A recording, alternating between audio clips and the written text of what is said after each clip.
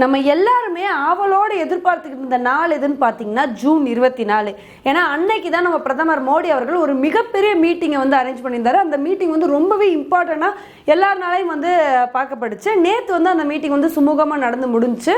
Jammu and காஷ்மீரில் உள்ள எல்லா கட்சிகளுமே வந்து அதில் கலந்துக்கிட்டாங்க. முன்னாள் முதல்வர்கள் எல்லாருமே வந்து கலந்துட்டாங்க.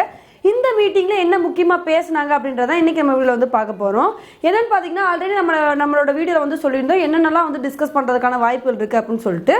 ஸோ அதே மாதிரி அவங்களோட மிகப்பெரிய நோக்கம் என்னவா இருக்குன்னு பார்த்தீங்கன்னா ஜம்மு அண்ட் காஷ்மீரில் வேகமாக கூடிய சீக்கிரத்தில் வந்து எலெக்ஷன் வந்து கண்டக்ட் பண்ணணும். ஸோ எலெக்ஷன் கண்டக்ட் பண்ணுறதுக்கு முன்னாடி ஃபஸ்ட்டு ஸ்டெப் என்ன பண்ணணும்னு பார்த்தீங்கன்னா டீலிமிட்டேஷன் எக்ஸசைஸை வந்து பண்ணணும். அதாவது தொகுதியை வந்து மாற்றி அமைக்கணும். ஏன்னா வந்து ஜம்முவில் ஒரு மாதிரி காஷ்மீரில் ஒரு மாதிரி தொகுதிகள் வந்து அதிகமாக கம்மியாக அந்த மாதிரி இருந்துகிட்டு இருக்கு இல்லையா. ஸோ அதை வந்து பாப்புலேஷனுக்கு தகுந்தாப்பில் வந்து டீலிமிட் பண்ணிவிட்டு அந்த டீலிமிட் எக்ஸசைஸை ப்ராப்பராக முடிச்சுட்டு தான் வந்து அடுத்து எலெக்ஷன் கண்டக்ட் பண்ணணும் அப்படின்ற மாதிரி வந்து சொல்லியிருக்காங்க.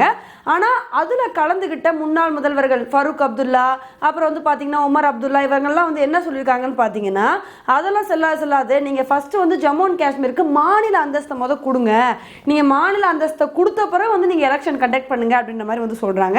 ஆனால் சென்ட்ரல் கவர்மெண்ட் என்ன சொல்கிறாங்கன்னு பார்த்தீங்கன்னா இல்லை ஃபஸ்ட்டு வந்து எலெக்ஷன் கண்டக்ட் பண்ணிட்டு வேணால் நாங்கள் ஸ்டேட்ஹுட் ரூட் கொடுக்குறத பற்றி நாங்கள் வந்து யோசிக்கிறோம் அப்படின்ற மாதிரி வந்து சொல்லிட்டாங்க. ஸோ இப்போ இவங்க கேட்குறது என்னன்னா வந்து எங்களுக்கு மாநில அந்தஸ்து வேணும். அதுதான் வந்து நாங்கள் ஃபஸ்ட்டு வைக்கிற கோரிக்கை.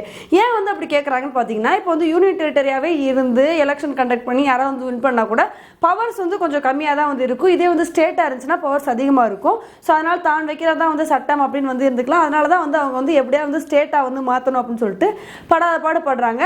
அப்புறம் எப்பயுமே பேசுகிற விஷயமான இந்த ஆர்டிகல் 370 திரும்ப கொண்டு வரணும் அப்படின்னு சொல்லிட்டு மெஹபூபா முஃப்தி எப்பயும் பேசுகிற ஒரு விஷயத்தை தான் வந்து பேசியிருக்காங்க. முன்னாள் முதல்வர் என்ன சொல்லியிருக்காங்கன்னு பார்த்தீங்கன்னா காஷ்மீருக்கு கொடுத்த இந்த சிறப்பு அந்தஸ்தை திரும்ப வாங்கினதுலேருந்து ரொம்ப கோபமாக இருக்காங்க அங்கே உள்ள மக்கள். ஸோ எங்களுக்கு வந்து காஷ்மீருக்கு கொடுத்த இந்த சிறப்பு அந்தஸ்தை திரும்ப கொடுங்க. அப்போ தான் வந்து அங்கே உள்ள மக்கள் வந்து சந்தோஷப்படுவாங்க. ஸோ இதுக்குன்னு தனி கான்ஸ்டியூஷன் வந்து இருக்கணும் அப்படின்ற மாதிரி வந்து சொல்கிறாங்க. ஸோ அதெல்லாம் வந்து சாத்தியமாகாதுங்க. வேணா ஸ்டேட் பொசிஷன் கொடுக்குறத பற்றி வேணால் யோசிக்கலாம். ஜம்மு அண்ட் காஷ்மீருக்கு வந்து திரும்ப மாநில அந்தஸ்து கொடுக்குறத பற்றி. காஷ்மீருக்கு கொடுத்த இந்த சிறப்பு அந்தஸ்துலாம் வந்து திரும்ப கொடுக்க மாட்டாங்க. ஏன்னா எவ்வளோ கஷ்டப்பட்டு வந்து நீக்கினாங்க, இவங்களெல்லாம் வந்து சிறை காவலில் வச்சு அப்படின்னு சொல்லிட்டு எல்லாத்துக்குமே வந்து தெரியும். அப்போ இருக்கப்போ அழகா எப்படி கேட்குறாங்க பாருங்க. ஸோ இப்போ தான் காஷ்மீரில் கொஞ்சம் பிரச்சனை இல்லாமல் நல்லா வந்து வந்துட்டு இருக்கு. 2019 காஷ்மீருக்கு கொடுத்த சிறப்பு அந்தஸ்தை திரும்ப வாங்கினதுலேருந்து தான் எந்த ஒரு ப்ராப்ளமே இல்லாமல் சுமூகமாக வந்து அங்கே போய்கிட்டு இருக்கு. ஸோ இப்போ வந்து திரும்ப அந்த அந்தஸ்தை வந்து கொடுத்துட்டோன்னு வச்சுக்கோங்க, பழையபடி எல்லா பிரச்சனையும் வந்து ஸ்டார்ட் ஆயிரும். ஸோ அதனால் இப்படி இருக்கிறதா வந்து நல்லது. அதை வந்து திரும்ப வாங்குற நிலைமையில வந்து அவங்க இல்லை. ஏன்னா காஷ்மீர் மக்கள் என்ன நினைக்கிறாங்க, ஜம்மு அண்ட் காஷ்மீர் மக்கள் என்ன நினைக்கிறாங்க அப்படின்னு சொல்லிட்டு அங்கே நடந்த தேர்தல்களிலே உள்ளாட்சி தேர்தலிலே வந்து என்ன நடந்துச்சு அப்படின்னு சொல்லிட்டு தெரியும். ஏன்னா குப்கார் அலையன்ஸ்னு சொல்லிட்டு எல்லாருமே மெஹபூபா முஃப்தி அவர்கள், உமர் அப்துல்லா, ஃபருக் அப்துல்லா எல்லாருமே ஒரு கூட்டணியாக வந்து இருந்தாங்க. அவங்க எல்லாருமே சேர்ந்து கூட கிட்டத்தட்ட 100 இடங்கள் தான் வந்து வந்திருந்தாங்க. 100 சீட்ஸ் தான் வந்து வாங்கினாங்க. ஆனால் பிஜேபி வந்து அங்கே தனியாக நின்று கிட்டத்தட்ட 74 சீட்ஸ் வந்து வாங்கிருச்சு. ஸோ அதிலே வந்து அங்கே உள்ள மக்கள் வந்து எலெக்ஷனில் வந்து ஓட்டு போட்டதாகட்டும் எல்லாமே வந்து ப்ராப்பராக ஒரு சுமூகமாக தான் வந்து நடந்துச்சு. அங்கே உள்ள மக்களுக்கு வந்து காஷ்மீருக்கு கொடுத்த இந்த சிறப்பு அந்தஸ்தை திரும்ப வாங்கினதில் கோவம்லாம் வந்து இல்லை, சென்ட்ரல் கவர்மெண்ட் எடுத்த முடிவு கரெக்ட் தான் அப்படின்னு சொல்லிட்டு அவங்க அந்த ஒரு எலெக்ஷன்லேயே வந்து ப்ரூவ் பண்ணிட்டாங்க. ஸோ அப்படி இருக்கப்ப இவங்க என்னன்னா இதை வச்சே வந்து அரசியல் பண்ணலாம். ஏன்னா வந்து இதை வந்து திரும்ப கொடுத்தாங்கன்னா அதை இதை வச்சே ஓட்டு கேட்கலாம், அப்படியே வந்து எலெக்ஷனில் வின் பண்ணலாம். இதை தான் வந்து இவங்களோட நோக்கமாக வந்து இருந்துகிட்டு இருக்கு. இவங்க பேசின பேச்சுக்கெல்லாம் திரும்ப காஷ்மீருக்கு கொடுத்த இந்த சிறப்பு அந்தஸ்தை திரும்ப கொடுக்கலாமாங்க.